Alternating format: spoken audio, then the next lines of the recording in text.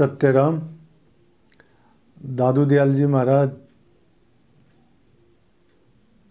सूरातन के अंक का निरूपण कर रहे हैं। इस अंक के अंतर्गत किसी ने प्रश्न किया कि दादू जी महाराज ने इस अंक के अंदर सती और सूर का उदाहरण दिया है और साधु की तुलना सती और सूर से की है,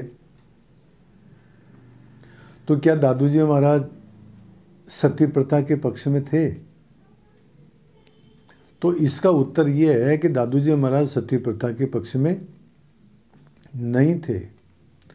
दादू जी महाराज ने तो सती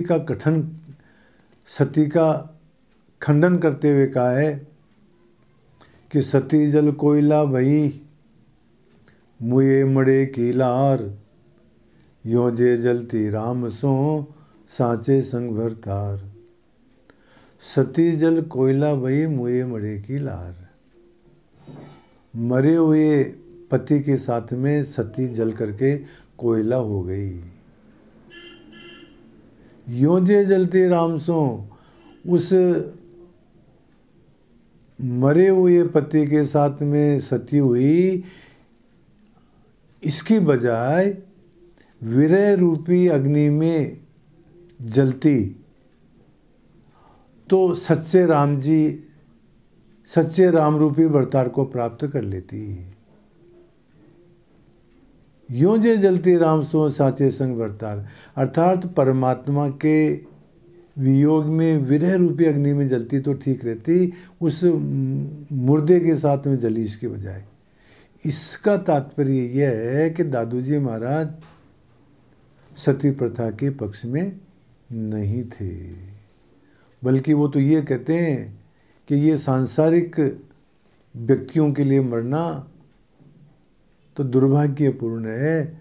वास्तविक बात तो है कि हमारे सबका जो सच्चा पति है वो तो परमात्मा है, और उसके लिए विरह रूपी अग्नि में जलना सही है, मुर्दे के साथ में मरना सही नहीं है। और कह रहे हैं इसी मामले को स्पष्ट करते हुए दादू जी महाराज कि मुए मड़े सो हेत क्या, जे जीव की जान है नाय, हे थरी सो कीजिए जे अंतर्जामी माय। मुए मड़े सो हेत क्या, जो मर गया है उससे कैसा प्रेम करना। जे जीव की जाने ना आए, जो हमारे मन के अंदर क्या है वो उसको जानता ही नहीं है। और यदि उसके साथ में यदि मर भी जाएगी कोई स्त्री तो क्या होगा, इस जन्म मरण रूप संसार को ये प्राप्त करेगी, वो पुनः वापस जो जन्म ले लेगी, मुक्ति पद तो प्राप्त नहीं हो पाएगा न। हे थरी सो कीजिए, परमात्मा से प्रेम करो, जे अंतर्जामी माए, वो अंतर्यामी परमात्मा जो हमारे अंदर है उससे हेत करो, तो तुम्हारे को क्या हो जाएगा, मुक्ति पद प्राप्त हो जाएगा। तो इसमें ऐसा कहते हैं कि मरे हुए के साथ में मरने से तो पुनरपि जन्म पुनरपि मरणम होगा, वापस जन्म मरण के चक्कर में पड़ोगे। और उस परमात्मा से यदि हेत करोगे, परमात्मा से यदि प्रीति करोगे तो तुम जीवन मुक्ति हो जाओगे, तुम्हारे को मुक्ति पद ही प्राप्त हो जाएगा। इसलिए मरे हुए के साथ में मरना सही नहीं है, बल्कि परमात्मा के लिए भक्ति करना, परमात्मा के लिए मरना ही सही है। ये बात दयाल महाराज कहते हैं। दादू जी महाराज के शिष्य हुए जगन्नाथ जी महाराज, वो कहते हैं सती सुरपुर भुगत के ज़्यादा क्या होगा, वो देवताओं के लोक में पहुंच जाएगी। बहुर उतरे आए, फिर वापिस उसको जन्म पड़ना पड़ेगा। जगन्नाथ जन राम का राम में माय समाए, और परमात्मा के लिए जो मरेगा वो तो परमात्मा के अंदर ही रम जाएगा, परमात्मा को ही मिल जाएगा, परमात्मा में ही समा जाएगा। इसलिए मरना ही है तो परमात्मा के लिए मरो, इस मरे हुए के लिए मरना सही नहीं है। इस तरह से दादू जी महाराज सती प्रथा के पक्ष में नहीं थे। वो तो उन्होंने एक तरह से उदाहरण दिया है कि सती जिस प्रकार से मरे हुए के साथ में मर जाती है, ठीक इसी प्रकार से साधु लोग भी जो है परमात्मा के लिए अपना सर्वस्व न्यौछावर कर देते हैं। उदाहरण दिया है, सती प्रथा के पक्ष में नहीं है। चलो अस्तु। और कहते हैं सूरवीर का प्रसंग है, इसलिए कह रहे हैं कि सूरा चढ़ संग्राम को पाछा पग क्यों दे, साहेब लाजे बाजता दीर्घ जीवन दादू ते। सूरा चढ़ संग्राम को, सूरवीर संग्राम के लिए चढ़ जाता है, चढ़ाई कर लेता है, तो पाछा पग क्यों दे, वापस जो है वो मुंह नहीं मोड़ता है, वो अपने आप को न्योछावर ही कर देता है। उसको लाज आती है, वो ये सोचता है कि यदि मैं वापस मुड़ जाऊंगा, हार के आ जाऊंगा, तो मेरे को, मेरे राजा को और मेरे सेनापति को लाज आएगी और सारे जीवन में उसको धिक्कार देंगे कि ये तो कायर है।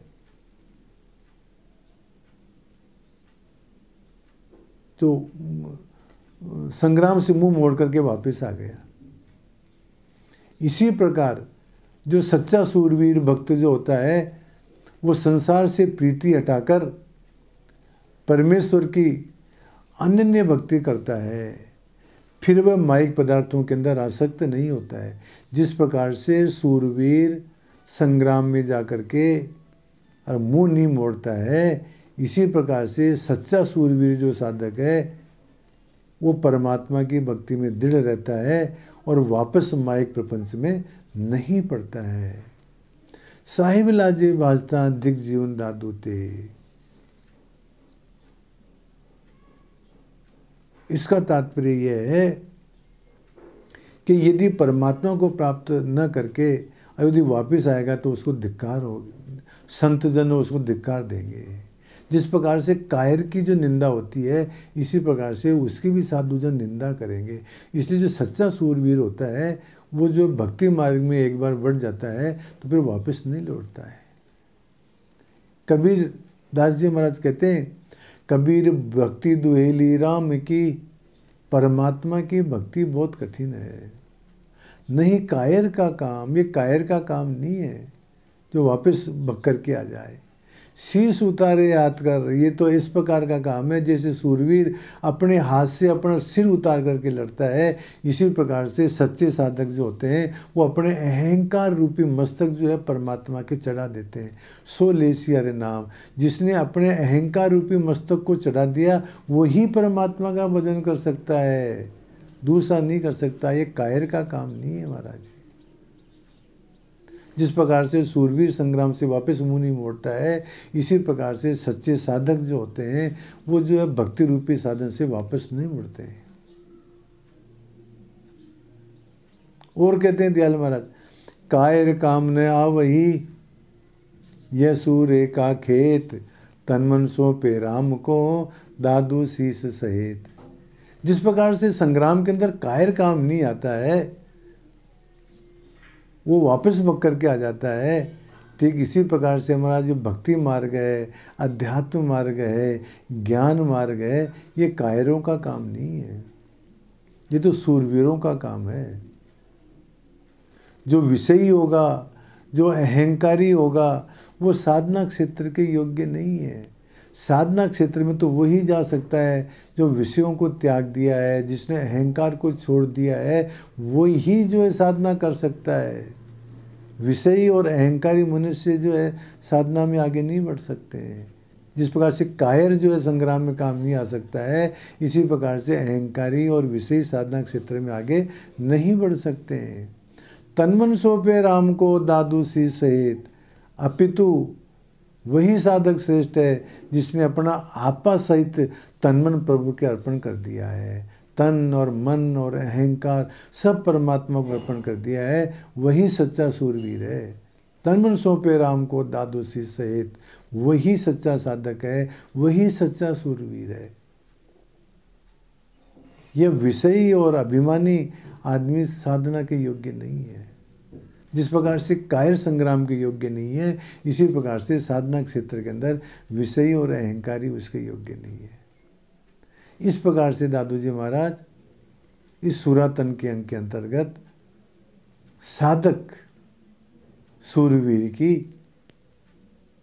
साधक की जो है तुलना सूरवीर से करते हैं। जैसे सूरवीर कायर नहीं होता है, इसी प्रकार से साधक भी जो है विषयी और अहंकारी नहीं होता है।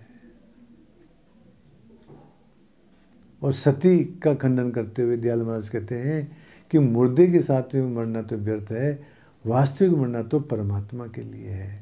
मरना ही है तो विरह रूपी, जलना ही है तो विरह रूपी अग्नि में परमात्मा के लिए जलो महाराज। ये बात दादू जी महाराज इन साखियों में कहते हैं। सत्य राम।